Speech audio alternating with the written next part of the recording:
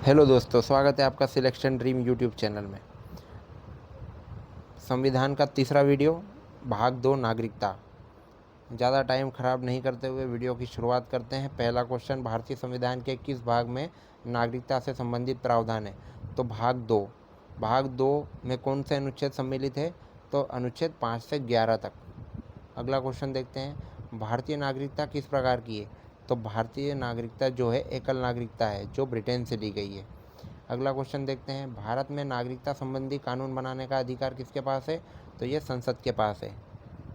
संविधान में के प्रारंभ में नागरिकता की शर्तें किस अनुच्छेद में दी गई है? तो अनुच्छेद 5 में दी गई है। अगला क्वेश्चन, किस अनुच्छेद के तहत पाकिस्तान से भारत आए व्यक्तियों को नागरिकता दी गई? तो अनुच्छेद 6 के तहत। अगला क्वेश्चन, किस अनुच्छेद के तहत भारत से पाकिस्तान गए व्यक्तियों की नागरिकता समाप्त हो जाती है? अनुच्छेद 7 के तहत। अगला क्वेश्चन, किस अनुच्छेद के तहत भारतीय मूल के व्यक्तियों को नागरिकता का अधिकार दिया गया जो भारत के बाहर रह रहे हैं? तो अनुच्छेद 8 के तहत। अगला क्वेश्चन देख लेते हैं, यदि कोई व्यक्ति स्वेच्छा से किसी विदेशी राज्य की नागरिकता प्राप्त करता है तो उसकी भारतीय नागरिकता स्वतः ही समाप्त हो जाती है। यह किस अनुच्छेद में है? तो अनुच्छेद 9 में। अगला क्वेश्चन देखते हैं, नागरिकों के अधिकारों की निरंतरता किस अनुच्छेद से सुनिश्चित की गई है? तो अनुच्छेद 10 से की गई है। संसद को नागरिकता संबंधी कानून बनाने की शक्ति किस अनुच्छेद में दी गई है? तो अनुच्छेद 11 में दी गई है। अगला क्वेश्चन देखते हैं, नागरिकता अधिनियम 1955 के अनुसार नागरिकता प्राप्त करने के कितने तरीके हैं? तो नागरिकता प्राप्त करने के तरीके 3 हैं और नागरिकता प्राप्त करने के तरीके 5 हैं और नागरिकता खोने के तरीके 3 हैं। अब जो प्राप्त करने के तरीके हैं वो कौन से हैं? तो जन्म, वंश, पंजीकरण, देशीकरण और क्षेत्र विलय के द्वारा। अगला क्वेश्चन देखते हैं, जन्म से नागरिकता का क्या अर्थ है? तो इसका अर्थ है 26 जनवरी 1950 को या उसके बाद भारत में जन्मा कोई व्यक्ति, कुछ अपवादों के साथ। अगला क्वेश्चन देखते हैं, वंश के आधार पर नागरिकता का क्या अर्थ है? तो 26 जनवरी 1950 को या उसके बाद भारत में जन्मे व्यक्ति को नागरिकता मिल सकती है यदि उसके माता पिता में से कोई एक भारतीय नागरिक हो।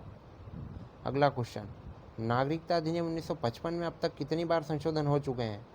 दोस्तों, ये बहुत ही इम्पोर्टेंट क्वेश्चन है सारे। अगर आपने अच्छे से देख लिए ये वीडियो तो समझ लो कि आप संविधान में सारे क्वेश्चन अच्छे से बना जाओगे। अगला क्वेश्चन क्या था हमारा कि नागरिकता अधिनियम 1955 में अब तक कितनी बार संशोधन हुए हैं? तो इसमें टोटल 6 बार संशोधन हुए हैं। कब कब हुए हैं? 1986 में, 1992 में, 2003 में, 2005 में, 2015 में और 2019 में हुए हैं। अगला क्वेश्चन देखते हैं, पंजीकरण द्वारा नागरिकता प्राप्त करने के लिए भारत में कितने वर्ष रहना अनिवार्य है? तो 7 वर्ष रहना अनिवार्य है। देशीकरण द्वारा नागरिकता प्राप्त करने के लिए भारत में कितने वर्ष रहना अनिवार्य है? तो ये 12 वर्ष रहना अनिवार्य है। अगला क्वेश्चन देखते हैं, नागरिकता अधिनियम 1955 के अनुसार नागरिकता खोने के कितने तरीके हैं? जैसा कि मैंने ऊपर आपको बताया था, टोटल 3 तरीके हैं। एक तो स्वैच्छिक त्याग, मतलब आपने स्वेच्छा से नागरिकता त्याग दी। अगला है बर्खास्तगी और अगला है वंचित करना, देश विरोधी कार्य करना या इस तरह के कृत्य करना, आपकी नागरिकता इससे जा सकती है। अगला क्वेश्चन देखते हैं, क्या कोई भारतीय नागरिक स्वेच्छा से अपनी नागरिकता छोड़ सकता है? तो हाँ जी, बिल्कुल। 1955 नागरिकता अधिनियम के तहत नागरिकता छोड़ सकता है।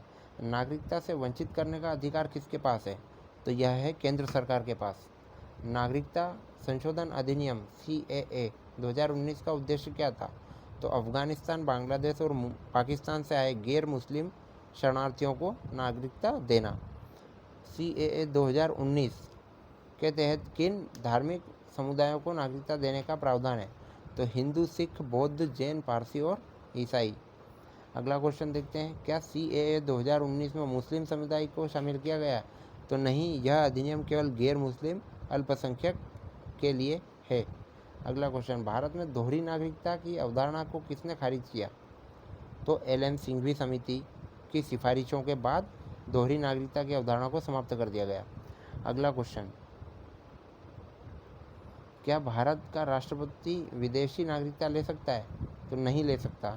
ये क्वेश्चन जो है ना, स्टेटमेंट बेस्ड क्वेश्चन जो होते हैं, कथन और निष्कर्ष इस टाइप से, उसमें कभी कभी इस टाइप से क्वेश्चन आ जाते हैं, इसलिए ये सारे क्वेश्चन हमने इसमें शामिल किए हैं।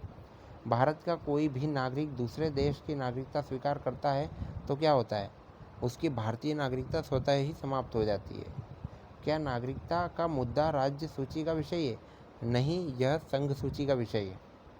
अगला क्वेश्चन, क्या नागरिकता के अधिकार को संविधान संशोधन द्वारा समाप्त किया जा सकता है? तो हाँ, संसद के पास ऐसा करने की शक्ति है। अगला क्वेश्चन, नागरिकता अधिनियम 1955 में बच्चों को वंश के आधार पर नागरिकता देने के लिए पिता की नागरिकता की शर्त को कब समाप्त कर दिया गया? तो 1992 में समाप्त कर दिया गया। अगला क्वेश्चन, विदेशी मूल के व्यक्ति को देशीकरण द्वारा नागरिकता प्राप्त करने के लिए किस अनुसूची में दी गई भाषाओं में से एक का ज्ञान होना आवश्यक है? तो 8वीं अनुसूची में दी गई भाषाओं में से। नागरिक शब्द को संविधान में कहाँ परिभाषित किया गया? तो संविधान में कहीं भी नागरिक शब्द की कोई परिभाषा नहीं दी गई है। अगला क्वेश्चन, भारत में जन्म के आधार पर नागरिकता प्राप्त करने के लिए माता पिता की स्थिति को किस संशोधन ने बदला? तो नागरिकता संशोधन अधिनियम 2003 ने बदला। अगला क्वेश्चन, किस अनुच्छेद में प्रावधान है कि संसद कानून बनाकर नागरिकता के अधिकार को नियंत्रित कर सकती है? तो अनुच्छेद 11 के तहत। अगला क्वेश्चन, भारतीय संविधान में नागरिकता का विचार किस देश से लिया गया? तो यह ब्रिटेन से लिया गया है। अगला क्वेश्चन देखते हैं, नागरिकता शब्द किस भाषा के शब्द से लिया गया है? तो यह लैटिन भाषा के शब्द सिविस से लिया गया है। क्या भारतीय संविधान नागरिकों और गैर नागरिकों के बीच अंतर करता है? तो हाँ, कुछ अधिकार केवल भारतीय नागरिकों को प्राप्त है, जैसे 15 अनुच्छेद 15, 16, 19, 29 और 30 के तहत अधिकार। अगला क्वेश्चन, प्रवासी भारतीय दिवस कब मनाया जाता है? तो यह 9 जनवरी को मनाया जाता है, महात्मा गांधी के भारत वापसी के उपलक्ष्य में। अगला question, overseas citizen of India योजना कब शुरू की गई? तो यह योजना 2005 में शुरू की गई। क्या OCI को, मतलब ओवरसीज सिटीजन ऑफ इंडिया को, भारत में मतदान करने का अधिकार है? तो बिल्कुल नहीं, वे मतदान नहीं कर सकते हैं। नागरिकता अधिनियम 1955 के तहत अवैध प्रवासियों को क्या माना जाता है? तो नागरिकता के लिए अयोग्य माना जाता है। किस वर्ष के बाद भारत में जन्मे बच्चों को नागरिकता तभी दी जाएगी जब उनके माता पिता में से एक भारतीय नागरिक हो? 1987 के बाद। अगला क्वेश्चन देखते हैं, किस अधिनियम ने देशीकरण के माध्यम से नागरिकता प्राप्त करने की प्रक्रिया को सख्त बनाया? तो नागरिकता संशोधन अधिनियम 2003। अगला देखते हैं, अनुच्छेद 11 के तहत संसद द्वारा बनाया गया नागरिकता संबंधी कानून कौन सा है? तो नागरिकता अधिनियम 1955। अगला क्वेश्चन देखते हैं, भारत का कोई भी व्यक्ति जो विदेशी राज्य की सेवा में काम करता है, उसकी नागरिकता कैसे समाप्त हो जाती है? तो वंचित करने द्वारा। अगला क्वेश्चन देखते हैं, क्या एक पंजीकृत भारतीय नागरिक को नागरिकता से वंचित किया जा सकता है? हाँ, यदि उसने पंजीकरण के बाद 2 साल के भीतर किसी देश में कैद की सज़ा पाई हो। अगला क्वेश्चन, किस मामले में नागरिकता से संबंधित बेहतर नागरिकता की अवधारणा का उल्लेख किया गया था? तो भारत संघ बनाम मूले के मामले में 1995 का मामला है। अगला क्वेश्चन देखते हैं, क्या नागरिकता से वंचित करने के लिए सरकार को कारण बताना अनिवार्य है? तो जी हाँ, नागरिकता अधिनियम 1955 के तहत ऐसा कारण बताना अनिवार्य है। अगला क्वेश्चन, अनुच्छेद 5 के तहत व्यक्ति का भारत में अधिवास होना क्यों आवश्यक है? क्योंकि यह नागरिकता की प्राथमिक शर्त थी। अगला क्वेश्चन देखते हैं, क्या कोई व्यक्ति 26 जनवरी 1950 को भारत में पैदा हुआ था, वह भारत का नागरिक है? तो जी हाँ, वह जन्म से भारत का नागरिक है। अगला क्वेश्चन, क्या कोई व्यक्ति 26 जनवरी, अच्छा ये क्वेश्चन हो चुका है, आखिरी क्वेश्चन है हमारा आज का, ये वीडियो भी हमारी समाप्त हो जाएगी। क्या नागरिकता अधिनियम 1955 भारत में जन्मे राजनयिकों के बच्चों को नागरिकता देता है? तो नहीं, उन्हें अपवाद माना गया है। तो दोस्तों हमारी यह वीडियो समाप्त होती है, जिसमें हमने नागरिकता से संबंधित पूरे 50 क्वेश्चन देखे।